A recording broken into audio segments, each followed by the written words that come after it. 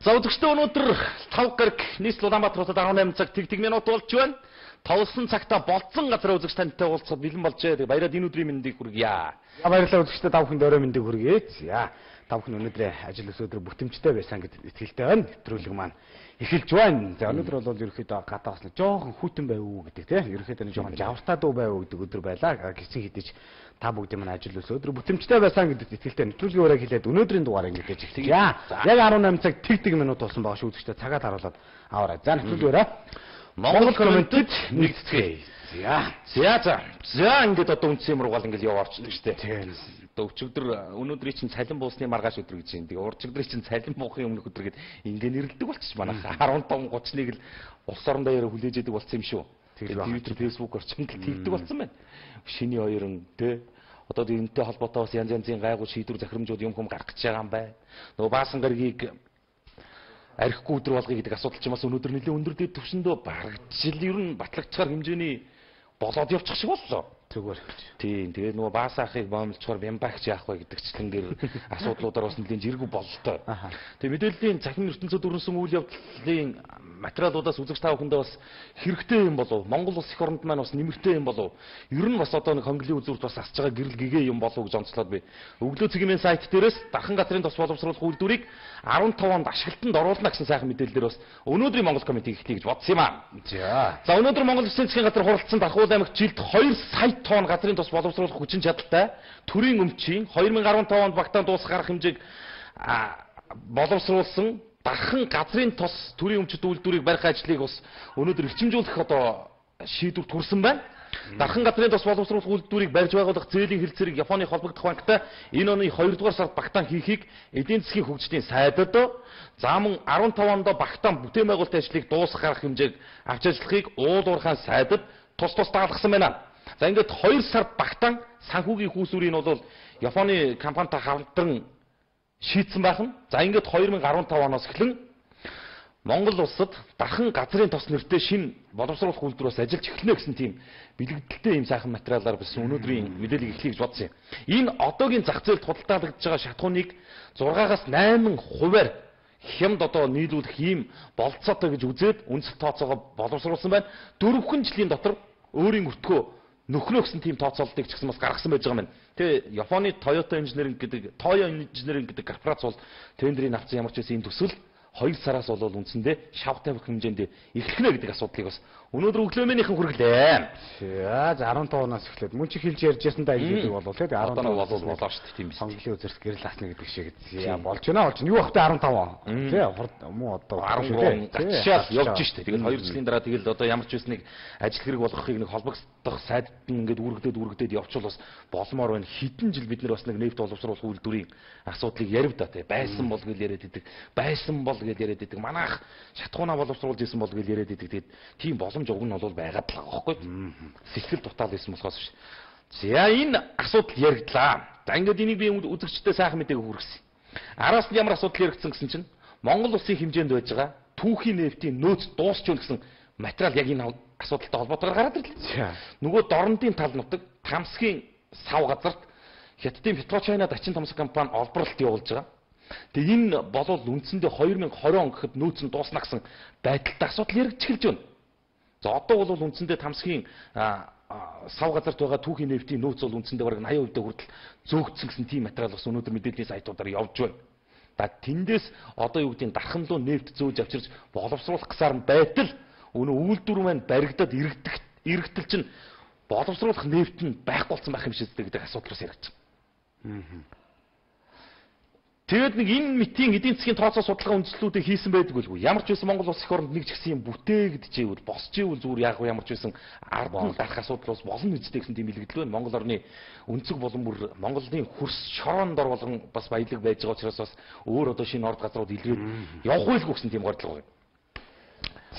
За өнөөдөр ерөнхийдөө би бас бидний дараагийн мэдээллийг бэлдэж байгаа хооронд өнөөдөр ерөнхийдөө захин ертөнцид бас дурдгдсан асуудлуудыг ер нь хэлж яриа гэж бид нар бас хэлж байгаа өглөө осоод нэг хаан боон гэдэг асуудал ерөнхийдөө тий өглөө осоод ирэхээр нэг хаан өглөө осоод ирэхээр нэг боон ч гэдэг нэг ийм асуудлууд хэлж яригдж гин гэсэн бодвол ерөнхийдөө За энэ томчууд маань ер нь нэг нэгэндээ бас хэрэг үүсээд ингээ шалгадаг асуудлууд бол сойр өдрүүд их хийж яригдж байна л да. Ялангуяа одоо улсын хурлын Дембэрлийг өнөөдөр ингээд шалгаад эхэлсэн гэн. За өнөөдөр захин ертөнцид буюу Твиттерт бас нэг яригдсан зүйл бол шинэ баяр гишүүнд бол 1 жилийн тэнсэн гэдэг одоо нэг тий оноож байгаа. За тэр нь юундаа болсон гэхээр манайхан мэдж байгаа ш нэг алдарт нэг хэсэгч одоо мод боллоо шүү дээ. Нөгөө дундороо өгдөг нэг тийм мод бол дэлгэрсэн байсан. Тэгээд ямар ч шинэ баяр гишүүнд бол 1 жилийн тэнцэнг болоод өгсөн гэ. За хариуд нь бол юу гэсэн бэ гэхээр одоо баяр сайхан гишүүнд бол ардчил нам хизээ өгөх вэ гэдэг зүйлийг л одоо бас асуулгаж ерөөхдөө нэлээх ярьлаа л да. Одоо бол тэ ингээд намынхан бол одоо иймэрхүү шийдвэр захирамж ингээд гаргачлаа. За мөн одоо бас гаргасан тэр намын нөхөдтэй одоо магадгүй тэ хизээ одоо юм. Одоо эн чинь гэхдээ нэг ийм сонин үнцэг бас яваад байна шүү дээ. За шинэ баяр гишүүний хувьд бол яасан нь тухайн үед хоолойны хагалгаанд орсон байсан. Яг апрест ойдолтойгоо одоо ингээ хоолоогоо боолттой байсан. Үг хэлэх одоо эрхчлөөг идэх тэр боломж нь бас хомс байсан. За нөхцөл байдал хүндэрж исэн үед бол үндсэндээ тэрнээс өөр одоо үгийг хэлэх арга байсангүй гэсэн тийм үндэслэл нэг байж байгаа. За баяр сайхан гишүүний хувьд бол хоолоо молон зүгээр байсан. Үг хэлж болж исэн. Тэгээд одоо иймэрхүү авир гаргасан гэдэг асуудлыг ярьж байна. За ингэт юм байж. За тэгвэл салавч үзүүлсэн хүнд 1 жилийн тэнцэн харгалзах ялт өгдөм бол шанаа өгсөн хүнд бас яах вэ гэдэг нөгөө талын асуудал бас ирэх. Харин тийм. За салавч өгсөн баяр сайхан гишүүнийг одоо бас 1 жилийн тэнцэн харгалзах ялаар шийдэх юм бол шанаадсан өрөсөх гишүүнийг бас яах вэ гэдэг асуудал бас яригдж байгаа юм. Гэт ингээрч бас зовлонтой ихэл байна л тийм. За ард иргэдтэй би бас сэрэмжлүүлээ оллоо цэгмэн сайт гэрлэн дохион дээр зогсож байсан автомашинаас гар цүнхийг нь хулгайлах хэрэг гараад байна гэсэн материалыг олон нийт хүргэж байна. Сүхбаатар дүүргийн нутаг дэвсгэр дээр энэ сарын 14-ний 14 цагийн орчим өгөөж хязгаарлагдмал хариуцлагатай компани баруун уулзуур дээр өөрийн эзэмшлийн Pajero автомашинтай гэрэл дохион дээр зогсож байсан. Үл таних хүн зогсож байсан зорчигчийг одоо үл таних хүн бол машиныг нь хаалгын онгоолн дотроос нь Samsung зургийн аппарат iPhone 4 гар утас за бичиг баримтуудтай эмхтэй гар зүнхийг нь хулгайлан авч зугцсан гинэ. Ямар ч гэсэн энэ бол нэг холцсонгүй газар авсангүй баригдсан байна. Энэ мэтийн үйлдэл бол ер нь 2 3 давтагдан гарч байна. Гэрлэн дохион дээр зогсож байгаа машинуудын хаалгыг онгоолоод дотор нь байгаа зүнх дагуурсыг бас аваад зугтарчдаг ийм асуудал бас яригдчихээн шүү. Үзэгч та нарыг бас сонортой сэрэмжтэй бай гэдгийг бас нэгдүгürt нь хэлж байгаа. Хоёрдугаарт нь зам тээврийн хөдөлгөөнд оролцож байгаа жолооч нар маань бас нэг автомашиныхаа бүх хаалгыг одоо чоожлоод явах одоо тийм болцоо байдгүй гэдгийг бас гайхаад байгаа юм. Центрээ дараа таалгаж хожлоо явахад замын хөдөлгөөнд оролцож байхад одоо хаалга онгорхоо байна гэдэг чинь угаасаа л ер нь эрсдэл байхгүй. Тэнд нь ялхнойтой хүүхд явуул яг үү. Бага насны хүүхд бол тэгэл тэр нэг хаалганы чи юу чоожгүй бол ингээл татаал болоо тэр хаалга онгоох тэр машин явж байгаа машинаас ямар эрсдэл байж болно шүү дээ. Тэгээд нөгөө талд нь одоо хулгайч нар амар болж ийн дээрэмчд амар болж ийн гэж ярихаасаа илүүтэй бид нар бас өөрсдөө тийм нөхцөл болцоог нь олохгүй байх хэрэгтэй шүү дээ. Тийм боломжийг бид нар өөрсдөө бүрдүүлж өгöd байгаа чинь бусдад өгөөш болоод байна уу да гэдгийг л хэлэх гээд байгаа юм. За орой мэндийг хүргье. Гахаан пирамидын төсөл хаанаас олж болох вэ? Туслаач ээ гэсэн сэтгэл орж ирсэн байна. За магадгүй юм зүйлийг мэдж байгаа юм байвал нэгэндээ туслаарай. За орой мэндийг хүргье гэсэн байна. За Өмнөгов аймгийн тогны асуудал бол үнэхээр хүнд байна. Хариуцсан хүмүүст нь хилээд өгөөч гэж мөн ч их Өмнөгов хэлж байна да. За Өмнөгов аймаг бол одоо бүхэлдээ 13 жил одоо тогны асуудалтай. За тэгээд өнөөрөө манай сурвалжлах групп 2 хүний бүрэлдэхүүнтэй сэтгүүл зураглаач 2 маань Өмнөгов аймгийн зүг хүлгийн жолоо залж байгаа. Одоо орой 6 цагаас хөдөлгөөс одоо ингээд гарч байгаа хаа. Тэгээд 6 цаг 10 минут болж байгаа юм байна. 18 цаг 10 минут болж байгаа. Тэгээд ямар ч байсан тэр нөхцөл байдал тэр Өмнөговын иргэдэд тулгамдж байгаа асуудлуудыг бас сурвалжлах гад ТV-студиэс баг бүрэлдэхүүн ямар ч байсан гарсан шүү гэдгийг бас уламжлая. Тэгээ уулзах юм бол ийм их асуудал бас хэлж яриад тэгээд бас энэ мэтийн асуудлаа бас манай ТV-студиэсийн сурвалжлагчид одоо танай аймаг руу гарлаа, үлгийн жолоо заллаа. Нээлттэй ил тод сайхан өөрсдөө тулгамж байгаа асуудал бэрхшээлээ шийдвэрлэхийн тулд ч хамгийн гол үр дүн гаргахын тулд үр дүнг нь үзэхийн тулд бас хэлж яриараа гэж байна. За Өмнөгов аймгаас ер нь хэд хэдэн л гишүүд гарсан да. Ер нь Монголын том одоо мөнгөтэй төгрөгтэй л 9 улсууд байдаг. Тэгээд иймэрхүү асуудлыг шийдээд өчгөө. За сая бол тэгэл тогны асуудал шийдэгдлээ л гэдсэн юм. Ясм дээр бол яг худлаа нэг за нэг нэр дэвж байгаа нэг 7 өдөр ассан байж магадгүй. Тийм ба. Тэгээд эргээ байхгүй. Нэг зовлонтой цахилгаан станц байд юм аа. Тийм 50 оны гэсэн. Энэ бол тэр нэг шинжлэгдээ солигдсон. Тэгээд бүр үндсэндээ тэр нэг шахсан тоног хөрөмж нь бас зовлонтой. Эн чинь бүр 10-аад жилийн угшилтай юм баггүй юу? За тэгээд тэр мөр асуудлаа цаахан тодруулаад явуулна үз. За ингэж байгаа шүү дээ. Ерөнхий боловсролын сургуулийн сурагчдын хичээл бол амраад эхэлсэн байгаа. За бага ангийн хүүхдүүд бол амарцсан. Дунд ангийнхан бол амарч эхэлж байгаа. Ахлах ангийнх одоо тун тухай амарчих гээд байгаа. Өнөөдөр чи 16 гэдэг чи одоо нэг ерөнхийдөө энэ 7 хоног дуусахад баг ахлах ангийнхан амарчих гээд байна шүү дээ. ээлж ямар. Энэ хооронд манай ерөнхий боловсролын сургуулийн сурагчид бас төвчээр алддаг ийм байдал байна. Тэгтээ тэргүүн 2 хоног 3 хоногийн дараа хичээл намрахын хооронд одоо сумынхаа сургуулийнхаа дотор байрнаас орогддог, ингэж яваад замдаа осгодог, хөлддөг ийм мэтийн жишээ баримтууд одоо ерөөсө тасахгүй нэ. Тэгээ Булган аймгийн сайхан сумын дунд сургуулийн дотор байрнаас 14 настай хүү гэрлүүгөө оргож яваад одоо замдаа хөлдсөн байна. Тэгээд хөлдөөд хөл гараа бол одоо бас нэлийн хүнд хэлбэртэй хөлдөөцсөн юм асуудал гарсан байна. Тэгээ хүү тодорхойгүй шалтгаанаар дотор байрнаас зугцсан гэж юм. Тэгээд 30 гаруй километр явж байгаад одоо замын машинд даагцсанаар 9 минут бол ямар ч байсан гарсан юм байна. Гэхдээ бол маш их хөлдөлттэй байгаа учраас бас түүний гар хөл нь бас найдвартай идгэрхүү үгүй юу гэдэг асуудал бас их сонирн байна гинэ. Тэгээд би ерөнхийдөө бас энэ дүүнэртээ бас хандаж хэлж байгаа юм. Та бүхэн бас Монгол улсын ирээдүй бас нэг жоохон хатуу чанга байлгүй баймаар биш үү? Ялангуяа хөдөө орон нутагт бол ер нь бас нэг ерөнхий боловсролын сургуулийн хүн нэг ийм л замаар төгсдөг штэ. Аав ээж нь одоо ямар хэцүү нөхцөлд байж байна. Ялангуяа Булганы бол ихэнх сумд бас засуудын байдал нэлийн хүндэрсэн байж байгаа тийм. Зориг шүү. Тэр хооронд бас үр хүүхдээ нэг сургууль соёлын мөр баргаадуулсан амхандаа ингээл эцэг эхчүүд чинь ингээл борж өрхөөр зүтгэж байхад тэр хайрыг бас даагаач дүүнэртэй миний дүүнэр гэж хэлмээр байгаа юм. Тэртээ тэргүй ганц 2 хоногийн дараа сургууль нь амархын хооронд одоо энэ юу тулцсан үхрийн сүлэн дээр хутаг гэх зэрэг 2 хоногийн өмнө тэсвэр алдаж гүйж гараа тэгээд ингээд цасан тосгож идэг. Энэ асуудлаа нэгдүгээрт нь дүүнэрт хандж байгаа. Хоёрдугаарт нь орон нутагт байгаа ерөнхий боловсролын сургууль за энэ дотор байрны багш комендантуудын энэ удирдлагууд нь бас энэ хүүхдүүд ага насны хүүхдүүдийг харж хянаж байгаа хүмүүс бас нэг жоохон сонор сэрэмжтэй байхгүй бол энэ битийн зүйл дахин давтагдаж болцсохгүй маа гэдгийг бас хэлмээр байгаа. Тэр усууд руу чиглүүлж хүүхд бол хүүхд л байдаг штэ эцээцэд. Нэг жижиг юм тунхтал гэрлүүгээ гүйжил байдаг штэ. Энийг бол одоо яа юу гэдэг те хэн болгон тойроогүй дайраад гарсан болохоор бас нэг энэ асуудлыг нэг мэдээд нэг жоохон хараа хяналт тавихгүй болохгүй нэ. Тэгээд одоо энэ хүүхд их л юм ярьж гин гэсэн л янз янзын дарамт марамт одоо юу юуг л хэлж байгаа бол одоо би мэдэхгүй л байсан л гэж байна. Тэгээ энийг бас нэр нэгдүгээрт нь бас энэ хөдөө орон нутагт сум сургуулиудад сурж байгаа дүүнэр минь анхаараарай. Тэгээ энэ хүүхдүүдийг хүмүүжүүлж байгаа бас дотор байрныхан бас бодолцоорой гэдгийг хэлж байгаа юм. Хизээ наа нөхдүүд чи яавал чи яаж болох нь вэ шүү гэдгийг энэ битийн чи харуулад байна шүү дээ. За шуурга цэгмээ сайт цагаан сарын синдром гэсэн гацхтай материалыг олон нийтэд хүргэлээ. Тэгээ цагаан сар болоход одоо сар хүрэх хугацаа үлдчихин гэсэн чинь ууцны үн тэнгэр татсан, шатхууны үн нэмэгдсэн, автобус компаниуд тасалбарын үнэ нэмэгдсэн, бүр гурилын үн өссөн, ургац тааруу, буудаан чанар муу гэдэл одоо өста асуудлуудыг ярьж ин да гурил үнд орцсон гэл. Бүх процесс прогнозууд юу гэхээр зэрэг ерөнхийдөө Монгол улс бол ерөөсөө нэг завсрын нугалаа бизнес өөрөөр хэлэх юм бол ченжийн гарт оржээ гэдгийг шуургын мэнийг их тодорхой гаргаж олон нийтэд хүргэсэн байх. Төр гэдэг юм үнэндээ хүчгүй болсон юм байна гэдгийг энэ жишээгээр маш тодорхой харж болно үзэж тав. Гурилын үйлдвэрийг яаж төр дэмжиж яхад гурилын үйлдвэрийн эзэд яаж хувийн эрх ашгаар шийдвэр гаргаж чинь.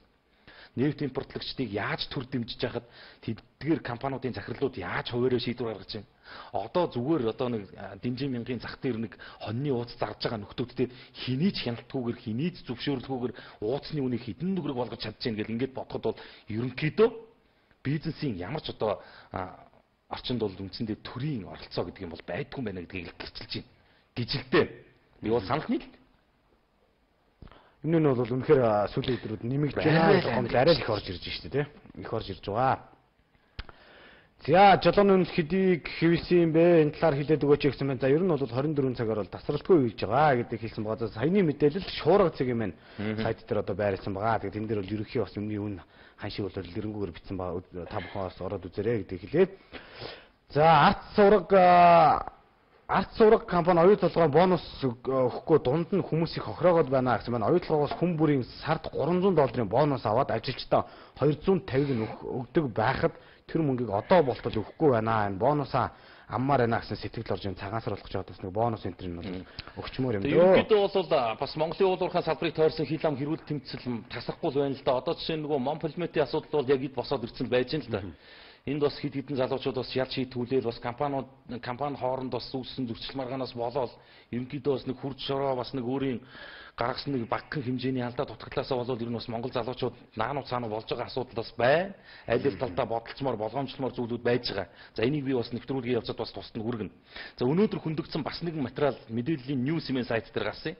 Зөрчил гаргасан хэвлэлийг хаана гэсэн гарчигтайгаар олон нийтэд хүрсэн байгаа. Өчтөрөөс эхэлж явж эхэлсэн шүү дээ. Энэ яах вэ гэхээр зэрэг 2013 онд энэ жил Монгол улсын ерөнхийлөгчийн сонгуул болно. За Монгол улсын ерөнхийлөгчийн сонгуулиар хэвлэл мэдээллийн хэрэгслүүдийг шудраг өрсөлдөөн хэрэглэгчийн төлөө газар хянана. За ерөнхийлөгчийн сонгуулийн явцад ямар нэгэн зөрчил дутагдал гаргасан хэвлэл мэдээллийн хэрэгслийг хаана гэдгийг шудраг өрсөлдөөн хэрэглэгчийн төлөө газрын дарга магна бол аль биесээр мэдгдсэн байна. За ингээд эндээс одоо жишээлх юм бол нэг тийм эрх ашигын сони юм харагдаж штэ. За жишээлх юм бол Монгол Улсын ерөнхийлөгч Илбэгд орж ардын намаас нэр дэвшгүй. Монгол ардын ёсолт нам Монгол үндэсний ардсан намын шудраг эсвэлээс нэр дэвшгүй. Иргэний зориг ногоо намаас нэр дэвшгүй. За магна дарга бол юу гэдэг те ардын намыг төлөөлж яваад шудраг өрсөлдөөн хэрэглэгчийн төлөө газрын дарга болсонгүй. Ерөнхийдөө нэг баавгаан бацалт гэдэг нэг явдаг байсан шүү дээ нэг хэсэг. Тим юм эхэлчүүдээ гэдэг л хандлагыг харуулж байна л. Энд дэр маш тодорхой бичсэн байлээ. Зөвхөн иргэд олонний тус доороос нь комент сэтгэлдлүүдээ ч гэсийг оруулсан байлээ. Аль сайд зөрчил гаргасан хэвлэл мэдээллийн хэрэгслийг хаана гэж. Ер нь бол нэг хаан боон гэдэг энэ үг яг мод мэтэр те бүр ингээд одоо лоозон ураа мэтэр ингэж түгжин л та. Энэ нүүр хэлэх юм бол одоо эн чинь ямар зөрчил байх юм тэгэхээр юу гэсэн үгээр гэхээр зэрэг за одоо ерөнхийлөгчийн сонгуул эн чинь нэг ийм л юм зүгээр хандлага ард иргэдэд их энгийнээр маш тодорхой харагдаж байгаа байхгүй. Шудраг өрсөлдөөн хэрэглэгчийн төлөө газрын дарга Монгол улсын ерөнхийлөгчд нэр дэвших одоо ардчилсан намын лидер хоёрын бодол зорилго нэг цэг дээр нэг цикл дээр огтлцож байна л гэсэн үг л болж байгаа байхгүй. За өөрөөр хэлэх юм бол юу гэдэг ардчилсан намаас нэр дэвшигчийг магтаж байгаа хэвлэл мэдээллийн хэрэгсэл бол асуудал алга байна. За тэр нэр дэвшигчийг нь одоо юу гэдэг нь те болохгүй асуудлыг ухаж дөнгөд энэ төр болох юм бол хаах хүртэл арга хэмжээгэл аавна гэдгийг л хэлж байна л да. Өөрөөр хэлэх юм бол Монголын бүх хэвлэл мэдээллийн хэрэгслүүд нэг л хүнийг аялдан дагах ёстой шүү гэдэг л зарчмыг их энгийнээр өгж байгаа юм уу даа л гэж харлаа.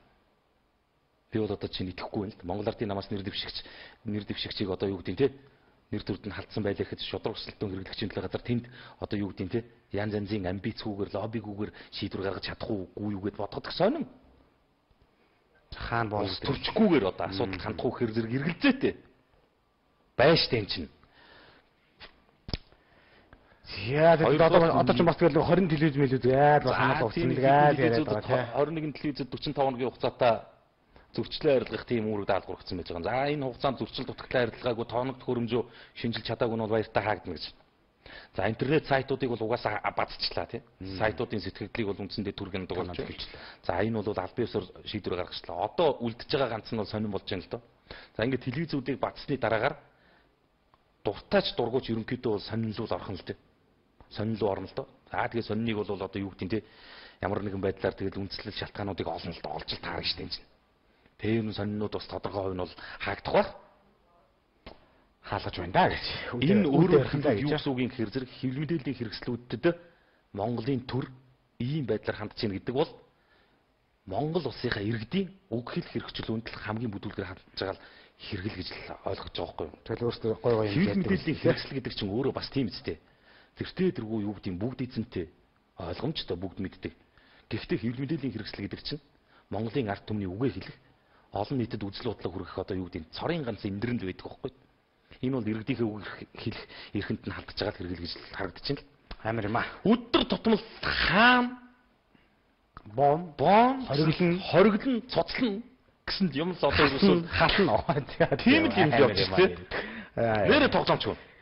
За амар юм аа. Амирхөө ингээд бас иймэрхүү сайтын сэтгэл энтрийг боож явахаар ядаж энэ тэ захимарсны дуулж байгаа энэ чатууд энтрийг одоо бас болмоор юм аа. Энэ дээр нэг жоохон анхаарал шийдэх зүйлийг хэлж ярьж байгаа. Сүүлийн үед энэ чаттай холбоотой асуудлууд үзэгчдээс за комент хийж байгаа улсуудаас ч маш их орж ирж байна. За Баянзүрх дүүрэгт амьдэрдэг юм аа.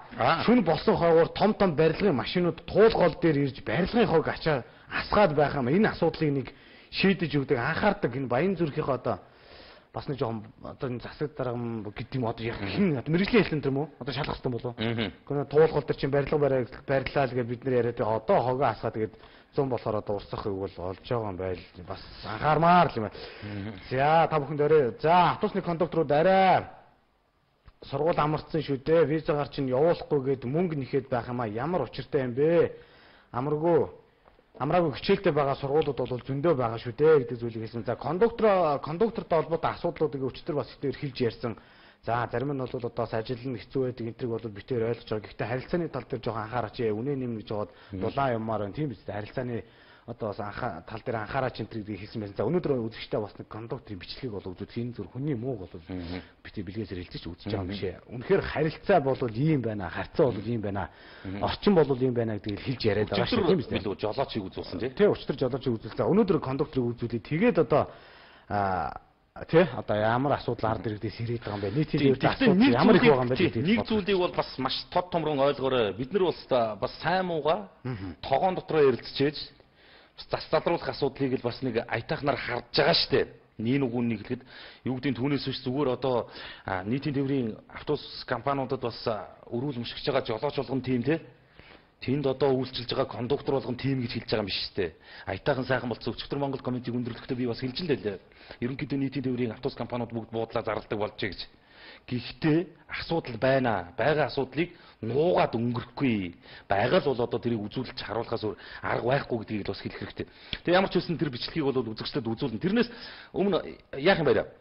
Явж явах уу? За явж. Би жоохон байж. Тэрийг жоохон уншнаа. Тэгж байгаа дөрөв жоохон байж байгаа. Тэгээ цаг байж байгаа учраас би нэг үнсэн юм уу бас нэгэн жоохон төхүүлж ирсэн тийм бодол байж байна.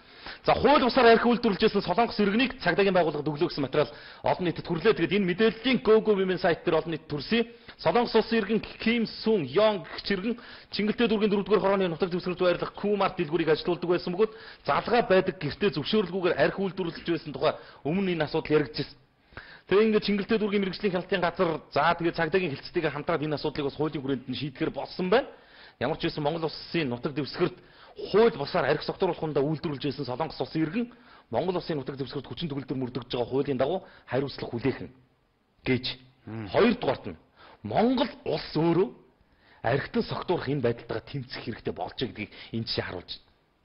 Одоо архи шиг зарагддаг тий, архи шиг ашигтай, архи шиг их эрэлттэй юм байдгүйг одоо бүр сүйдээ гадныхан хүртэл мэдэрч эхэлж штэ.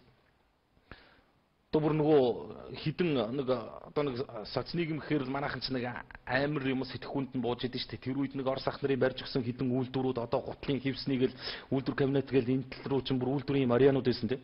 Бүгдийн нөгөө ардчлал, ховчлал гээл ингээл тараацсан чинь дараагаар нь яасан гэхээр зэрэг хідэн архины үйлдвэртэй л болсон байхгүй. Тэнд юусоо хідэн архины үйлдвэрлэл авсан. Ямар ч үед ямар ч нөхцөл ашигтай ажиллаж байгаа цорын ганц салбар бол ерөөсөө архи спирт үйлдвэрлэл байгаа. Энийг мэдэрсэн энэ зах зээл дээр ч одоо юу гэдэг нь те Солонгос хятад мэдийн нөхдүүд одоо тоглоод эхэлж штэ. Аж нэг хөө орхотоотой гэдэг манай ч бас ошгороо шүү дээ. Хөө орхотоо би сайн гээл ингэдсэн чинь энд гар аргаар л одоо ягаад амар үнэтэй зардаг гэсэн ачаад нэг нь Түгөө их бүр өстой тухайн үед бүр бүхэн мэдээлэлд дэлгэрэнгүй ярьж. Ямар ч байсан гэхдээ нэг болоод эрэлтэнд байсан учраас л тийм их хэмжээтэй үйлдвэрлэсэн байгаа байхгүй юу? Ямар ч байсан зах зээл нь байсан болохоор авдаг хүмүүстэй болцсон учраас 160 ширхэг архийг л бол ямар ч байсан лаццсан гэж байгаа. Тухайн үед үйлдэл дээр нь 160 шил. Тэгээ чи нэг нь 150-аас $300 бурхан маань энэ ч зүгээр дийлгөө тэр гэхдээ хамгийн гол нь энэ тентхийн нөгөө Солонгос хятад одоо ресторануудын цаана бас юу байна л гэдэг зүйлээ санагдаж тийм бол аваа зогчих нэ систем болж одоо сайн л гэсэн шүү дээ гэж юу та мэдгүй нэг ярьдаг шүү дээ. Наригч яахгүй. Тэгээд энэгээр зүгээр нэг тийм л юм хэлэх гэсэн юм. Нэр энэ нэг үгнийг хэлэхэд зүгээр яг Монголд яг зах зээл нь юу юм бэ гэдгийг одоо юус гадных нь мэдэрч эхэлж шүү дээ. Ингиж доромжлуулахаа болио л да цөмрөө тийм. Энэ мөр бас хөгийн юм шүү дээ. Нэг ийм балан юм шүү дээ. Юу гэдэг юм тийм. Гадаад нэг том нөхөр ирэл нэг архиныхаа юг хийгээд тийм чи бас нэг нээлттэйгээл юм чи нэг Монголын нэг баахан загвар өмсөгчд орсон бичлэг энэ бас явал буу юм болж яасан. Тэгээд тийм том улсууд Монголд бас тийм зүгээр нэгээд байна гэдэг бол тэгээд олж харсных л да. За намайг чи өмнөхөө үнийг нэмээд уур үргээд байх юм аа гэсэн байна. За үнэхээр одоо уур бол хурж байгаа хүмүүс бол нэрэ тийм. За наад солонгосчууд одоо ямар дэврэг юм бэ? Хэний нутагт байгаа мэддгүй юм багтаагүй цаадуулч мэддэггүй нэ гэж байхгүй шүү дээ. Мэддэг болоод хинтээ хамтарч юу хийх үү гэдгийг мэддэг болсон нөхдөө чи ингээд үнэхээр даварч байгаа юм байна. Амьдралын цор ганц үннийг хэлнэ. Энэ бол өстой даврал биш байхгүй юу? Наа солонгос ч даварцсан биш. Энэ солонгосыг даварцсан гэж хэлж ивэл нэрээ өстой юу ч энэ бол жижиг юм нэрээ. Жижигхэн солонгосчууд бол зүгээр тийм муусаа хужаанууд гэдэг нэрний цаана жинхэнэ божигнуулж байгаа гарууд штэ тийм ээ эндээ өө нэг хэдийн шил арх гэртээ үйлдвэрлэж байгаад баригдсан энэ нөхөр бол жоохон даварсан байхгүй юу зүгээр Монголд даварж байгаа солонгосчуудыг яриул зүгээр гачим гарна шүү энэ зочд буудлууд те энэ одоо тав алхаа таарж байгаа солонгос караокенууд ихэнх караокенууд ерөөсөө солонгос эзэнтэй л биш. Тэгээд өөрөнд төлбөө. Тэгээд тэнд дотор болж байгаа процессууд тэндээ оргнуулж байгаа Монгол охтууд гэж цааш нь яриул сони юм их ёо шүү нэрээ. Энийг би бол нэрээс баг даврал гэж харж байгаа. шалихгүй юм байх гэж харж байгаа нэрээ. Иннээс цаашаага бид нар бол ерөнхийдөө яг өчигдөр уржигдрахны коммент дээр үлээ бичгтээд ирсэн байсан. Юу яасан нөхөр зэрэг ерөнхийдөө монголчууд бид эзлэгдсэн юм шүү. Харийнханд эзлэгдсэн юм шүү гэдэг асуудал хэрэгжсэн. Нэг л их орондоо нэг л их одоо тусгаар бүрэн ирэх тусын иргэдэл одоо тий ёстол нэг чийжээд илдсэн л андууд л яваад идэг. Тэгээд ер нь нэг далд хэлбрээрээ бид нар чи яг өөрийнхөө их орон газар нутагтаа эзэн байж чадчих юм уу гэдэг асуудал бас сонин шүү дээ. Яг үндэ нарийн ухаад яруу сонин шүү дээ. Тэгээд нэг хитэн орны одоо Монголд байж байгаа бүх үйлчлэгээний салбарыг л харал та. Бүх томоохон дэлгүүр хоршоодоос эхлээл яг ингээл зүр тэр чигтэл байж шүү дээ. Тэгвэл ингээл ярихаар зөв сайн сайх юм байхгүй. Одоо юу гэдэг нь гадаадын өндөр хөрөнгө оруулалттай гайгүй имлэг ч юм уу тийм. Дажгүй цэцэрлэг ч юм уу, аятайхан сургууль ч юм уу. Дандаа л хэцүү. Тийм байхгүй. Ерөнхийдөө л юу байдг вөхөр зэрэг буудлууд тийм, баарнууд, тэгэл караокенууд тийм. Тэгээд амралтын газар жуулчны баазууд тэнд болдог үйл явдал, тэнд болдог процессууд бол ойлгомжтой юм байхгүй дөө. Тэгээд бид нар бас энийг нэрээс үндснийхээ бас нэг бодлогын хэмжээнд л ярмаар байна л. Би одоо нэг сүүлийн үед бас нэг хідэн аятайхан залуучууд байсныг л ирж хайгаад явна. Нэрээ нэг нөгөөний ихлэхэд бас сэтгэлийнхаа мохорд өгүүлээл. Нөгөө нэг даяар Монгол, нөгөө нэг хөх Монгол те. Нөгөө нэг үндэсний үзэлт хөдөлгөөнүүд, нөгөө нэг үндэсрэг үзэлтэй залуус маань хайцсан юм бэ. Тэгээд хоорондоо их орон газар шорооныхоо төлөө тэмцэж явж байсан тэр андууд минь хаана явна вэ гэл ингээл өгүүлэгдэхлээ. Хаяахандаа л харагддаг, хаяахандаа л нэг дуурдаг ийм байдалтай байна уу даа гэж бас нэг жоохон нэг одоо тунжин гэх юм уу да нэг тиймэрхүү юм бас байх юм. Барилгын хятадууд давраад Монгол ажилчныг зодсон байхад тэнд манайхан цагдаагаас түрүүлж очиж бол асуудлаа ярьж идэг байлаа. Тийм ч тийм. Нэг хятад хоолны газар одоо тий жонтоолоор хүнд үйлчилсэн байхад тэнд одоо бараг л мэрэгжлийн хяналтаас түрүүлж очиод асуудлаа тавьдаг байлаа. Эн чин одоо юу гэдэг нь зүгээр би божигнуулаад гэж байгаа юм шиг ус их оронд бас баймаар л юм байдаг шүү дээ. Үндэсний үзэлтэй, өнцгөө үзэлтэй залуусан юм нэгдэл хөдөлгөөн бол нэр нэг нууг нэхлэхэд бас баймаар л юм биш. Хоорондоо үзэх шилдэ нэгдээд юм хийх хэрэгтэй. Зүгээр хоорондоо үзэх тэндээ байна. За зарим шараадны автобусны шиглийн кондукторууд тамхи татаад байх юм аа. Гэртээ дэргөө утаатай амьсгалж чадахгүй ядаж байхад атууд бас тамхи татах юм аа. За ялангуяа микрохон кондукторууд хүртэл тамхи татах юм аа гэсэн сэтгэл орж ирсэн байна. Урлаг спортын алдартнууд нь арх хинтрээ сурталчилгаа болох хэрэгтэй. Бас үнэлтэй. Гэдэг одоо амьдрал юм да. Тэгэл бас нэг хин зяхаар тийм байна. Тэгвэл харин тийм л яг тэгэл хүний амьдрал юм да тий. Тэгээ яг хөө тэгээд тэр мэрийгээ бодвол яа гэх за түүнээс бас үнэлтэй бас энэ дандаа л манай алдартнууд томчууд л ерөнхийдөө тий. Тэр ингээд сууж байсан чинь нэг компани орж ирэл тий. За одоо Апо ч юм уу Джейм ч юм уу нэг томоохон компани орж ирэл тий. Спирт болон уншаарсаа. За бэлгээ 2 нэг тэгээ нэг архивста бүр өста тэнгид гартан рекламадад өгөөч тэгэл өста мөнгөгийн үлчи яах вэ? Бот яах вэ? Ийм л байгаа байхгүй. Тэгчээд бас орлогын нэг ихэр зөв яах вэ? Тэгтээ зүгээр сэтгэл үү тийм зүгээр монгол хүн бас нэг зүгээр нэгнийгээ хайрладаг нэг өчүүхэн жижиг сэтгэлтэй байх хэрэгтэй шүү дээ. Монголчуудын амьдрал. Сайтын коммент ерөнхийдөө тий. Сайтын комментийн асуудал юу болсон бэ гэсэн бай. Дэлгэрэнгүй тайлбарлаач гэж ерөнхийдөө бол одоо бас л энэ шийдвэрээ гаргацсан юм аа. За Монголын сайтын ассоциацийн гүйцэтгэх захирал оюун гэрэл гэдэг эмэгтэй бол энийг гаргасан шийдвэрийн үндсэн хуулийн цэцэд шийдвэр гаргасан засгийн газрын шүүхтөгцсөн байж байгаа маа. Мэдээж хэрэг засгийн газараа ялах итгэл найдвар их бага байна. Гэдэг утгаараа би бас Монголын комментчдийнхоо энэ асуудал дээр бас хатуухан байр суурьтай байгаа чи. Нэг үгүннийг хэлэхэд та нарынхаа коммент сэтгэлийг жишээ нь баяраа өтер цаашид уншид хилж өгч чадах тэр асуудалтай хүртэл эргэлзэхэд одоо хурж хэлж штэ. Одоо жишээлх юм бол юу гэдэг регистрийнхаа дугаартай өөрийнхөө нэр хаягтай тэг гэрийнхаа байршилтай ирсэн комментиг одоо хэлэх юм уу да. Бараг тийм данзааны юм яригдж штэ. За. Стүүг олдож үхэр холдож байгаа шүү. За та хоёр мэндийг хүргье гэсэн сэтгэлүүд орж ирсэн байна. Цагаан сараар үндснийхээ үйлдвэрлэлийг дэмжье гэдэг сэтгэлүүд орж ирсэн байна. Ер нь энэ жилийн цагаан сарыг нэг манайхан бас нэг хэлж яриад байгаа шүү. Нэг хэрэгтэй хэрэггүй юм цуглуулж яхаар яг вэ нэг мөнгө өгөөч ч юм уу яач вэ ядаж дотоод дээр гэлнэ гэдэг зүйлийг хүмүүс хэлж ярьж байгаа. За 4 настай охинд тусны 4 настай охины тухай өнөөдөр нэлээх ярьсан. За энэ зүйлийг өчигдөрөөс хэлж ярьж байгаад маргааш харуулнаа. Нэг 4 настай охины тухай бол явсан байсан. За энэ нэг материал өгөхөө болжё гэсэн байна. За тэгээ. Ер нь баяранаас саналыг чинь дэмжиж байна. Тэгээ жилийн цагаан сараар уншнаа. Гаргаж байгаа тийм. Ерөөний хятадуудыг л жилийн цагаан сараар дэмжиж явах ёстой юм биш шүү дээ. За ингэсэн өглөө цэгмэн дээр хаягдал шорооноос алт гаргасан залуус 3-5 жилийн ял авлаа гэсэн гацгтай материал нийтлэгдсэн. За энэ нэг уурхаан хаягдал шороог одоо дахин боловсруулах замаар ч юм уу тий. Нэг манай гарааргаар алт олборлагчид нөгөө нэм жанр гэж яриад байгаа шүү дээ бидний. Энэ нөхдүүдийн чи юусэн амьдрал ахуйгаа залгуулдаг гол арга нь тэр л дээ. томоохон одоо технологийн дагуу олборлсон гурхан шорон дээрээс дахиж одоо нэг шигших маягаар нэг багахан хэмжээний юм олж байгаа юм. Тийм асуудал Төв аймгийн Заамар сумын харьяат одоо 8 залууд бол тохиолдсон байна. Тэгээ Мон Полимод компани алт олборлолтын бүсэд хаягдталчаараа гаргасныхаа төлөө анхан шатны шүүгээс 3-5 жилийн хорих ялаар шийтгүүлж байгаа асуудал бас өнөөдөр мэдээллийн бүх сайтуудаар явлаа. Өглөөний сонин дээр нийтлэгдсэн материалыг өглөө цэгийн сайтаас олон нийт түргсэн байна лээ. Тэгээ энэ дээр зүгээр ер нь яасан гэхээр зэрэг процедур нь юу гэхээр зэрэг ерөөд амьдрал хүнд хэцүү байгааг харуулж байгаа. Одоо энэ дээр юу гэдэг нэгдүгээр энэ Мон Полимод гэдэг компанийг би буруутгаж үгүйсгэж байгаа юм биш. Амьдралын эрхэнд хүнд хэцүү хийлгүй яах уу, үрлгүй яах уу. Гэхдээ ухамсар гэдэг юмаа бас Монгол хүн үргэлжид бас бодолцож явахгүй бол бас асуудал хүнд. Энэ залуучууд яг үннийг хэлэхэд хаягдал шороо олборсноор 3-5 жилийн ял авч байгаа юм биш шүү. Энийг бас их зүг зүгтэйгээр ойлгомоор юм лээ. Нөхдүүд ерөнхийдөө яасан гэхээр зэрэг уурхай харуул хамгаалтын ажилтнуудыг бас жоохон балбцсан юм байгаа юм билгээ. Энийг бол гэхдээ баяраа битэрш хуулийн байгууллагын хэлэх баг. Энэгээр зүгээр юг хэлэх гээд байгаа юм гэхээр зэрэг Монголын төр засаг бас яг үннийг хэлэхэд бас нэг ард иргэдийн амьдрал давхраар жоохон өнгөж хараач гэсэн. Дэндүү дэше харах юм а те. Хитийн төлөвлөгөөг 10-20 жилээр нь одоо хөгжлийн төлөвлөгөө гэдэг юм а боловсруулсан баталцанд явж идэг. Жирийн иргэнийхээ бодит амьдрал, жирийн иргэнийхээ тогоонд нь буцалж байгаа шүлтэй. Тэн дотор хідэн мах байгааг нь л үзээч л гэж хэлмээр байгаа. Гой сайхан болж л байна. Өсөж ийн үндийж ийн үгүйсэхгүй. Тэгтэл хүнд хэцүү амьдрал Монголын нийгмээс бүрмэс арилсан юм үнэндээ байхгүй шүү. Гэгээрцэн юм яриад одоо нэг л агарын усууд явах юм.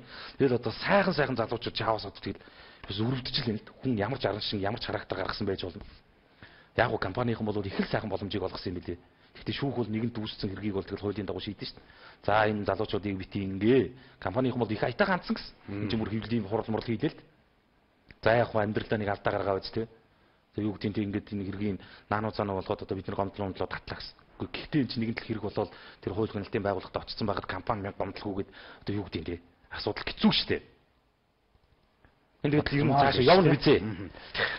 За цаасаар бэлэг өгдгөө болоод харин зүгээр сайхан ёс заншлаа дагаа дахамдуудтай хүндгээд хүүхдүүдтэй яах вэ зүгээр нэг 5-10 гэдэг юм одоо тэгээд мөнгө зөвөргөө гэдэг өгөх юм бол бас болж байна гэсэн мэт. Өмнө гоо аймагт тогны асуудал бол үнэхээр хүндээ өглөөний анги 9 цагаас ордгоо болсон 9 цагаас ордог болсон. За тогны асуудал чигдэрсэн гээд нэг юм уу 2 хоног л бүтэн өгдөг. Дараа нь эргээл харанхуй аймаг болдог. Тэгэл эндээс сэтгүүлчид юм уу дарга нар очихоор за манай аймаг бол одоо ингээл сайхан тогтоо байгаа гэдэл бас нөгөө үлгэрээл ярьдаг тий. Ясам дээр бол байдгүй. Тэгэл дарга нар очихоор нэг мотор асаад юм уу яадаг чи одоо тэгэл ийм болдгоо гэдэг зүйлийг хэлж ярина. Заавал уншиж өгөөч гууж байна. 100 мянган айлын орон сууцны талаар мэдээлэл юу болсон бэ? Хоёрдугаарт гэвэл хамрагдаж чадахгүй байгаа бол 9% зээл гэж яриад байгаа хаана хандах вэ? Аль банкнд вэ? Тодорхой мэдээлэл өгч тусалаач. 6%-ийн зээлд хамрагдах гээд орох барилга 10% өгчөж байна. Хаана хандах вэ? Энэ юу нь явагдаж байгаа юм уу? Одоо наачаар асуудал болж байгаа үстэй. Наачаараа манайхан одоо юу яах гэдэг юм л та. Нэг дахиад нэг 100 мянган шигээл юмд итгэх гээд юм л та. Нэг үннийг хэлэхэд за Улаанбаатар хотод одоо шинээр баригдах байр орон сууцны чагсаалт гэд бүх юм гарцсан байна л шүү дээ. Мэдээлэл тутамгаас болж бас манайх янз юмд итгэж явж сүрх юм. 40000 эргэ одоо жишээ нь 100 мянган айлын орон сууц хөтөлбөрт хамрагдах гад баримт материал юм хүмүүс бүрдүүлж гисэн байгаа байхгүй. 40000 эргэн зардал чирэгдэл учруулад урьдчилгаан мөнгө төгрөг энэ төр төлцсөн мүлцэн хохирсон байна. 100 мянган айлын орон сууц гэдэг үлгэрт итгээд Монгол улсын 40000 өрх гудамжинд гарч байгаа байхгүй үндсэндээ хамаг юм зархан зараа. Энэ нэрээ зүгээр л үнэн байхгүй, бодит үнэн байхгүй. Тэгээ одоо ахиж бити юм итгээч ямар бас сайн лавлж наануу цаанууг нь бас мэдж байгаа ч гэсэн. Тэгэд ингээд хэлэх гээд ихэр зэрэг бид хүнд итгэх юм гэж байгаа байхгүй. Хиний ярьж байгаад итгэх юм гэж. Мэдээж хувийн барилгын компани ярьж байгаад итгэх юм уу? Эсвэл Монгол улсынхаа бүхэл бүтэн тусгаар улсынхаа засгийн газарт одоо тий итгэх юм уу гэд ингэж байгаа. Гэхдээ эн чинь мэдээж засагтаа итгэж таарна шүү дээ хүн. Төр засагтаа итгэж шүү дээ. Төр засгийнхаа хэлж байгаа ярьж байгаад л итгэх болно шүү дээ. Тэгэхээр нөгөө төр засаг нь хулигддаг асуудал байгаа байхгүй. Бодгол хэрэгтэй тий. За мэдээллийг сайн авч хэрэгтэй юм шүү. Би ер нь бол сүүлийн үед ихтэй ганц юм дээр л үзэл бодол их бат бөх байдаг гэсэн. Зүгээр одоо ёстой 5 антаа гэрээ дугуулад тий. Нэг 4 ханаа гэр хорооллын хашаанда барих нь бариад тэгээд тэндээ таавра байсан баг л ер нь Улаанбаатарчуудын тавилын юм суул гэж ойлгож байна. Баг тэр нь хамгийн итгэлтэй үнэмшилтэй юм дээр л харагдаж байна. Бодит гэж юу? Одоо тэгээд ингэхээр ч нөгөө газрын чинь албадан чөлөөлүүлнэг нь. Тэгээ асуудал цаашаа явна. За яах вэ? За мэдээллийн чухал цэгмийн сайт дээр нэг ноцтой материал гарлаа. Америкийн нэгдсэн улсаас ирсэн 40 тонны контейнер дотор 9350 ширхэг сум байсан материал өнөөдөр бас нийтлэгдэж байна. Улаанбаатар хотын гайлын газрын материал импэксдэг хяналтын бүсээр 9350 ширхэг бууны сум зөвшөөрлгүйгээр нэвтрүүлэхийг зарласан гэрэг гарсан байна. Энэ сарын 9-ний өдөр Улаанбаатар хотын гайлын газрын улсын байцаагч нар материал импэксийн хяналтын бүсэд хяналт шалгалт явуулж байгаад энэ хэргийг илрүүлсэн байна. За ямар ч байсан гайлын ажилтнуудаа баяр хүргэе. 9350 ширхэг сум тодорхой зорилготой орж ирж байгаа. Тодорхой зорилготой орж ирж байгаа шүү дээ чинь. Зүгээр одоо санамсаргүй нэг контейнер дачигдсан юм байхгүй. Бараг 10-аад мянган ширхэг сум байхгүй юу? Монгол орны ховордсон болон нэн ховордсон ан амьтдаас хэдийн чааш нь харуулах байсныг бол тааж мэдэхгүй. Өшөөч бүр одоо жишээ нь хүний амнаас ч эрсдэх байсан уу үгүй юу гэдгийг мэдэхгүй. Ганц зэвсэг сум хэрэглэл бол тэр шүү дээ. 9350 ширхэг сумаар бай буудчихгүй л ойлгомжтой шүү дээ. 9350 ширхэг сумаар тэнгэрлүүл буудчихгүй шүү дээ. Энэ бол чиглэх одоо тий шагаах байтал байсан байна. Тэгэд ямар ч байсан гайлын байгууллагынхан бол нэг том хэрэг илрүүлсэн байна. Одоо баяр хүргээ дандаа муугараа дуудуулж явах хэрэгтэй шүү дээ. Гэхдээ өөр хэдэн тонны контейнерт хэдэн ширхэг орж ирдгийн болоо гэдэг бол мэдээлэл бас баттай биш л байхгүй цаагуурна гэж. Тий. Өшөө яаж байгаа бол гэдэг нь. Ан чи нэг баярлаад байгаа юм биш л дээ. Вау, дайн болох гэж байгаа юм уу гэнэ гэж энэ нэр бас манайхан бас тэгж болохгүй энэ нэрээ. Бас илрүүлэлт нэг юм ч одоо магадгүй хичнээн ховорцсан амтныг ч одоо утгах байсан билээ тийм биз дээ. За баяр өмнөх чи юу яаж вэ? За мэдээллийн M-News нийгмийн сайт дээр нөгөө төрийн тусгай албаагчдын нэгдсэн эмнэлгийнхэн ч үүсгэлэн зарлахаар болсон. За шүүхийн шинжилтийн багц ажлын хүрээнд хууль зүйн сайд Тэмүүжингийн шийдвэрээр төрийн тусгай албаагчдын нэгдсэн эмнэлгийн байрыг офис болгон ашиглах шийдвэрийг засгийн газар дэмжсэн байна. За үүнтэй холбогдуулан төрийн тусгай албаагчдын нэгдсэн эмнэлгийн цэргийн төв госпитальтай нэгдэхээр болсон байна. Харин энэ шийдвэрийг эмнэлгийн эмч албан хаагчид эсэргүүцсэн үлсэгдэн зарлахаа мэдэгдэг чинь. Тэгээ өнөөдөр энэ бол орой бас хэвлэл мэдээллийн хэрэгслүүдээр их дэлгэрэнгүй хүрэх баг. Ямар ч хэл байсан би Монгол комментэр бас ард түмэндээ хандаад юу яачаараа гэж байгаа. Энэ асуудлыг бас нэг зүвтэй талаас нь дэмжээрэй гэж. Зөв. Юмыг битгий их ус төржүүлээрээ. Ер нь бол нэг тангараг өргөсөн эмчнэр маань сайнтай муутай л яваа. Сайн алдар гавья байгуулахдаа тэр нь дарагддаг тий. Асуудал хил амд орохдоо тэр нь юун түрүүнд л тоогоо гараад ирдэг. Ийм л улсууд. Гэхдээ л ерөнхийдөө бол бидний эрүүл мэндийн манаанд л зогсож байгаа юм. Зүгээр ер нь нэг зүйлийг би бас хэлмээр санагддаг. Энд нэг офис байсан дээр юм уу? Эсвэл бас нэг тий Монгол улсын одоо хэдэн зуун мянган төрийн албаагчдад үйлчлэх нэг юм гоё ижүүрэн тоноглогдсон эмнэлэг байсан дээр юм уу гэдгийг л одоо ойлгож ухаахгүй хүн байгаа мó эсвэл одоо тэрнээс одоо давцсан том ирэх ашиг байгаа мó гэдгийг л бас бодчоор гэж. За M-News эмэн сайтын материалыг олныг түргэсэн юм аа. За энийг үзүүч. За танаад чинь бол ерөөхдөө бас харцаа тий бас хичээл юм байлээ тий. Татуу таслах уу гэж. За хөө уншилтаа гэсэн байна. Цон удахгүй сэтгэлдлүүдийг уншнаа. За энэ Яармгийн гүрнээс нисэх явах замд North Benchmark-ийн автомашин одоо тойлолцлоо мөссөн зам дээр халтарсны улмаас бас энэ дулааны одоо энэ томоохон шугам руу яваад орсон материал бол бас өнөөдөр мэдээллийн сайтуудаар явлаа. Newsman сайт бол бүх зурагтай хүрхтэн энэ асуудлыг хүргэсэн байна лээ. Тэгэд нэгдүгüүрт нь би жолооч нар руугаа дахиад хандж байгаа юм. Анхаарал болгоомжтой байгаа чи. Тэр Улаанбаатар хотын автозам гэдэг бол тэр энэ гэхгүйгээр ерөнхийдөө бол альтерга агуулга гэдэг юм дээдсэгтээ хүрчээ. Үзэгч та бүхний бас нэг жоохон хурд авах те. Жоохон өөртөө ихтгэлтэйгээр хаазан дээр гიშгэх зам бол төрийн ордны баруун 102-ын талд байгаа. За өөр бус хэсэгт нь бол хэрэггүй гэдэг их хурлын гишүүдийн юм уу эсвэл сайд дарга нарын явдаг зам бол арай аятайхан байна. За бус хэсэг бол ерөнхийдөө готог байгаа шүү гэдгийг хэлж байгаа. Тэгээд өчигдөр болсон нэг ийм процессыг бас мэдээллийн Newsman сайт бол бас олон нийт хүргэсэн байлээ. Тэгээд азар бас энэ шугам задарчаагүй байна. Азар арай нэг жоохон өндөрлөгддөг хэсэг дээгүүр орсон бол тэгэл одоо энэ хоолоо задарсан бол одоо тэгэл нисгий армаг чиглэл рүү бол одоо хөлдлөг шүү дээ. Өөр байхгүй шүү дээ. Өөр одоо шугам байхгүй шүү дээ. Ийл явдаг одоо ганц төв шугам л энэ баг. Тэг ийм асуудал бас болж хамгийн хачирхалтай нь энийг яаж гаргаж авах одоо манайхан одоо болтол мэдэхгүй шийдэхгүй байх гэсэн. Хавар 5 суртал ингээ байх юм шүү. Ингээ байж байхгүй бол бараг болохгүй болсон юм шиг тий. Харин тий. За энэ машинч тэгэл ингээл нэг 5 сар хүртэл одоо байх юм шиг юм ярьсан да. Одоо энэ давтаал задрах юм бол 5 сарын үед л одоо нэг аргын олё гэсэн шүү дээ. За уншаад өглдөө гууж штэ л гэж сэтгэлүүд орж ирээд байна. Юу гэж явуулсан юм бол за танаа нэвтрүүлэг улсын хурлын гишүүд болон албаны улсуудыг авчирч оролцож болдгоо юм уу? За тэгэх юм бол шаргадсан яа бас гарах үр дүн ядаж тодорхой хариултуудыг цаг бүрд нь аваад авах юм болоо бас хүмүүсээс санал сонсё.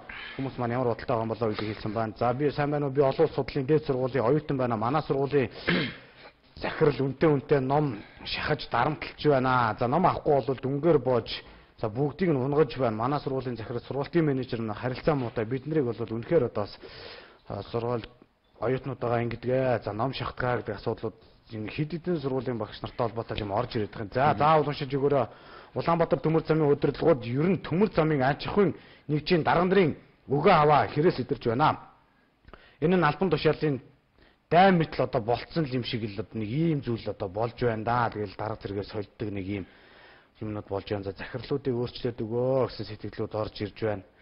За өмнө гоё юм цогны асуудал нэлээх орж ирж байна тийм. За ерөнхийдөө коммент сэтгэлдлүүдээ уншиж байгаа боломжтой. За баяр сайхан гишүүн өчтөрөөс хойш нэг өмнө говьлуугаал одоо нэг эргэж хараач байна. 15 жил болоход одоо арай нэг ч удаа очив. Тэрнээс өмнө одоо очиж ирсэн бол яасан бол одоо мэдгүй 15 жил тогны асуудалтай байгаад нэг ч удаа шийдэж өгөөхөр ер нь одоо тэгээд очичаагүй юм. Сая өнгөрсөн 4 жил аймгийн засаг дарга байх та. Аймагт ерөөсө 20 хэд тонсон засаг дарга гарч ирсэн шүү дээ. 20 хоног л аймагт ажилласан. Аймгийн засаг дарга хүн шүү дээ. Орон нутгийг хөгжүүлэх гэж байгаа гол бодлогыг барьсан хүн байж байгаа байхгүй. Шийдвэр гаргах одоо орон нутагт одоо ерөнхийдөө ерөнхийлөгчний байгууллагатай тухайн аймагт. Тэр нь одоо шүү дээ 4 жилийн хугацаанд 20 хоног аймагт байсан жишээ. Одоо тэр хүн өөрөө мэдчихэж байгаа байлгүй дээ. Одоо юу ихгүй дээ хүний мод дурлаж байгаа юм шиг. За ингэсэн өнөөдөр бас мэдээллийн чухал цэгмээ сайт нийслэлийн Баянзүрх дүүргийн засаг дарга шинээр томилогдсон одоо Пүрэв даваа гэдэг засаг дарга 220 хүнийг хомроглон ажлаас нь халсан материалыг олон нийт хүргэсэн байна. Шинжлэлийн бодлого нь ингэж явж байгаа мó чи хардаа 200 яасан хүн хайрлах юм тийм. 220 хүнийг ажлаас нь халсан. 220 айлыг амжиргааны төвшнгөөс нь салгаж байгаа. 220 өрхөд төрсэн хүүхдүүдийг хоолны булааж авч байгаа. Үгүй тэгсэн л үгүйтэй. 220 ажлаас салгагдсан 220 хүний цаана 220 Монгол улсын өрхвэдгийн байгуулсан. Тэр 220 айл чинь үр хүүхдтэй байд юм байгуулсан. Тэр ам нь ангалдсан өөрсдийнх нь хүүхдүүд шиг тэр хүүхдүүдийн одоо тий аяхтай хоолны булааг авч штэ. За цадах юм байлгүй. Тэгэл гоё болно үү? Амар энэ шинжилтийн бодлого гэдэг юм аа бас энэ Монгол улсын засгийн газрын тэргүүн ментер нь бас нэг их зүвтэйгээр ойлгуулад хэлмээр юм аа. Шинжилэл гэж хүн шинжилгээг хэлээд байгаа мó? Бодлого шинжилгээг хэлээд байгаа мó гэдгийг зааг ялгааг нь бас нэг ойлгохгүй нөхдүүд байдаг юм шүү. Арайч. Дүүрэгт очиод хүнээ шинжилэх ёстой гэдэг тийм тэргүүн зорилтыг эхэндээ тавьсан. Би Монгол Улсын засгийн газрын одоо юу гэдэг тийм мөрийн хөтөлбөрийг хэрэгжүүлж байгаа. Би бол шинжилтийн засгийн газрын баг учраас багийн гишүүн учраас тий дүүргийн засаг дарга учраас би бол энэ шинжилтийн засгийн газрын бодлогыг дэмжинэ. Тийм учраас энэ дүүргийн одоо хуучин хүмүүсийг бол халдна гэдэг. Энэ одоо шинжилэл мөн үү? За наа чи ингээд наа чи бол энэ 220 би бас гайгүй тоо хэлэх гэж байгаа юм байна. Билгийг авчиж бурхан минь 220 гэсэн зүгээр ухаан алгасан. Нэр яг үнэхээр савж унах гэдэг лээ наад. Ганцхан шатгаа хийсэн байна. Энэ үз. За энэ үз. Үндслэн та нар ядагдсан намын гишүүд учраас ажиллах эрхгүй гэсэн үндсэлтийг хэлсэн байгаа. Ганц үгэлбэр. Та нар ядагдсан намын гишүүд учраас ажиллах эрхгүй гэж. Энэ шинжилэл юм одоо чинь. Наад үний чинь одоо шинжилгээ байлгүй дээ одоо бодвол тэгээд 220 хүн гэдэг асуудал бас амар тэгээд энэ баримтгүй нотлохоогүй юм ярьж байгаа юм шиг мэдээллийн чухал цагийн сайт дээр бол тавигдсан бил би бол имзэглэсэн имтэрсэн. Энэ зүгээр одоо юу гэдэг нь те нэг мэдгдсэн сайтн дээр тавигдсан нэг жишээ. Монгол улсын 21 аймагт Монгол улсын 9 дүүрэгт ийм асуудал болж байгаа юм. Яг би арай хэллээ ч билгээ. Чи бол бас амар тоо хэлж би савж унс би хэлэх гэжсэн бас арай гайгүй тоо юм байна. Хөвсгөл аймгийн халамжийн хилцээний дарга гэдэг одоо нэг за нэрийг одоо энэ удаа ёстой халамжийн хилцээ гэдэг чинь нэг аймгийн нэг хилцээ шүү дээ. Хилцээ байна. За тэрний дараагаар сая 10 сард очисон хүн энэ хугацаанд 17 нэг ажлаас халсан. 17 нэг одоо халагдах гэж байгаа нэрээ ингээд мэдсэн улсууд ингээд байна. Тэр 17 дээр нэмж Тэгэл одоо нэг дараагаар суулж арайд энд чинь энэ Хөвсгөл аймгийн халамжийн хилцээний даргалт энэ ирсэн гомдлох юм бол энэ захиа занаагаар энэ ард иргэд чи ирсэн шүү. Одоо энэ бас арайч болохгүй энэ ажиллаж байгаа улсуудыг нэрээ энэ удаад эмгтэн хүн байлаа. Тэгээд одоо нэрийн одоо яшиг юм даа нэг удаа тэгээд өөрөө сонсноо хэлнэ. Одоо ийм шинжилгээг бол Монголын ард түмэн хүсээгүй бах уу? Ийм шинжилгээг Монголын ард түмэн хүсээгүй бах. Хамгийн гол нь зүгээр нэг дүүргийн засаг дарга, нэгэн дүүргийн засаг дарга тий хэдхэн сарын дотор 220 хүнийг л халждаг. Нэгхэн халамжийн хилцээний дарга аймагт те 17 баг 20 хүнийг ингээд ажиллаас нь халждаг те нэгхэн хилцэн ингээд халахаар чинь өөр нааж халамжаас гадна өчнөө хилцүүд аймагт байж байгаа шүү дээ. Боловсролын хилцтэй цагдаагийн хилцүүд юу байгаа бол те зөндөө хилцүүд байж байгаа шүү дээ орон нутгад бол. За тийм бүхнийг бас нэр бас бодолцмоор байна. Тэгээд энийг бас шинжилт гэж ойлгох юм уу юу гэдэг асуудлыг л бас хэрүүлэр хармаар байна гэдгийг л бас хэлмээр байна. Нэг нүгүнийг хэлэхэд энэ бол одоо Монгол орныг мүлхүүлж штэ энэ олон халааслаг энэ олон томилгоо. Нөгөө нэг одоо төр засгаас нь баримталж байгаа нөгөө гол нь ажилтаа орлоготой иргэн хүн гэдээсэн үндсэн хөтөлбөр чи энэ юм уу гэдгийг л асуугаад штэ. За ерөнхийдөө 5 минут гэсэн маань би бас нөгөө бичлэгээ үзүүлээ, ганц хоёр зураг үзүүлэе гэж бодож байна. Бэлгээ манаас мэдээллүүдийг ерөнхийдөө хүргэлээ. За тэгээд чи өнөөдөр бас нөгөө Эрдэнэс 5-7-од одоо шахсан зүйлсгээд харсан уу? За шам бэлгэн зураг нь байна. За чи нэг хараа л да. Энэ бол ерөнхийдөө нийлэх явсан. Саваад ирсэн чинь замын үдийн гайлын даргаыг бас аваачих. Бас уу? Тий одоо тэгэхээр чин тэр замын үдийн гайлын ажилтнууд бас нухуулна гэсэн үг байхгүй? Яриад сууж яг намын даргаыг ингээл ярьж идэл ингээл үү. Яа нэр. Арай л юм аа нэр. Амар юм тий. Бас арай болохгүй хаа тий. За энэ юу явж байгаа юм? Эрдэнэс 5-7 гэдэг одоо нөгөө бидний нөгөө нэг том бух нь штэ. Бид нар чинь үнэгнүүд штэ. Жаваас 1072 ширхэг хувьцаа харцсан тий нөгөө бухын доотхыг харсан үнэгнүүд л байж байгаа юм. Тэг өнөө бух маань одоо бүр ясаарс болж байгаа шиг үнэ. Юу бүр хамаг нүнжиг сорн одоо бүр байхгүй болоод энэ өнөөдөр мэдээллийн тайм цэгмээ сайт дээр маш ноцтой материал тавьчихсан. Энийг би Монгол хүн бүрийг орж үзээсэй гэж бодож байгаа.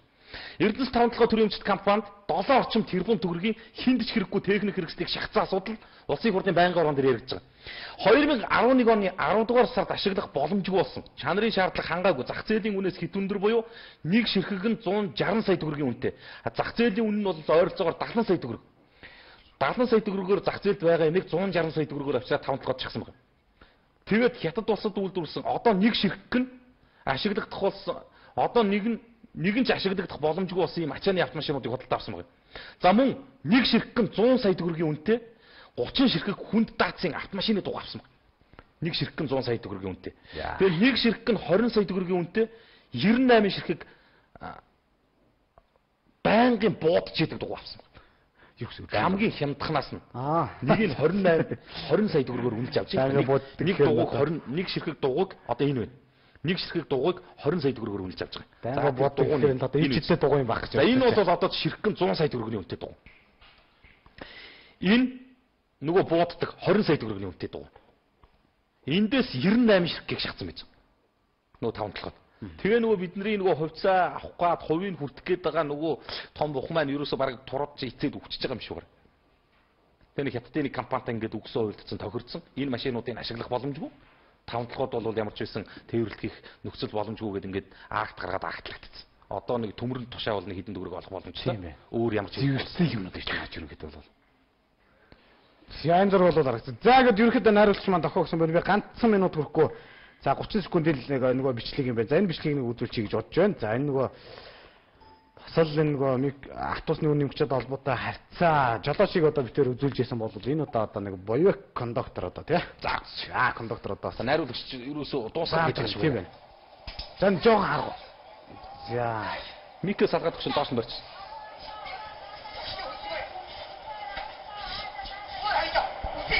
За буу хоёулаа үтсий.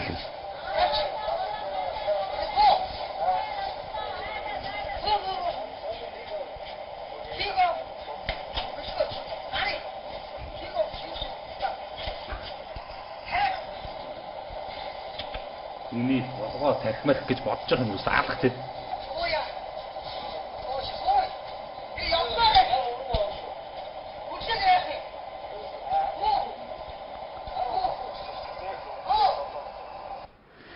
За яг тэгээд энэ юу юм да. Яг бас нөгөө үйлчлүүлж байгаа нь тэгээд багц руу шууд гаргаадах байгаа гэж. Нэгэнтээ бас ингэж төцсөн улсуудыг одоо яалтаа нэлээ тэгээд тий асуудлууд иймэрхүү асуудлууд ингэж их орж ирж байна л да. Хэлж штэ. Мөнгөний өгчөөл дөө гэдгсэн чинь өглөөгөө яах юм гэж тий. Гэхдээ мөнгөний өгчгөл чинь болоо юм шүү. Өөр сайхан сэтгэлтэй хүн бас наан байсан биш. Зовлон тэгээд гараад үзчихгүй нэ тэрэг л юм гараад их болж. Завтай чи. За энэ асуудлыг заавал ярьж өгөөч. Тендер бол үнэхээр шудраг болмоор байна шүү дээ. Бас болохоо байлаа гэдэг зүйлийг дараа нь хэлж яриарай гэсэн байна. За 18 50 минут болсон шүү дээ. Тийм байна. За энэ дээр би бол нэг юмыг тайлбаргүй орхичихё. Юм болгон дээр л олон юм нуцсаар мэтэл өнгөрлөө. Саяны кондуктор дээр үзэгч таах өөр өөрсдийн хороол үнэлт дүгнэлтээ үг. Маргааш 18 цаг тэг минутаас Монгол комментмент төрүүлэг үзэгч таахынд бас тоглосон цагтаа тоглосон газараа уулзна, хүрнэ. Тэр үед бас ямархуу байр суурьнаас ямархуу байдлаар асуудалд хандж ив гэдэг комент сэтгэлдлүүдийг баярын өтөр бас хүргэнэ. За нэвтрүүлэг өндөрлөж байгаа учраас би бас мэдээллийн шуурга цэгмийн сайт дээр буруу талтай жолоодлоготой автомашиныг нямгараг бүрийн 22 цаг хүртэл хязгаарлах асуудлаар дахин санал асуулга эхэлж байгаа асуудлыг зөв гэж үзэж гин үү буруу гэж үзэж гин үү гэсэн санал асуулгыг явуулдаг гэсэн байна. Шуурга цэгмийн сайт руу ороод үзэх та бүхэн бас энэ санал асуулгад бас идэвхтэй оролцоорой. Тэнд одоо Улаанбаатар хотын захирагч өөрийнхөө хэмжээнд бол Улаанбаатар хотын засаг даргын тамгын газар тий захирагчийн ажлын албан өөрсдийнхөө хэмжээнд санал асуулга авах. Иргэд бид бас энд санал асуулга өгөх тийм боломж байна гэж.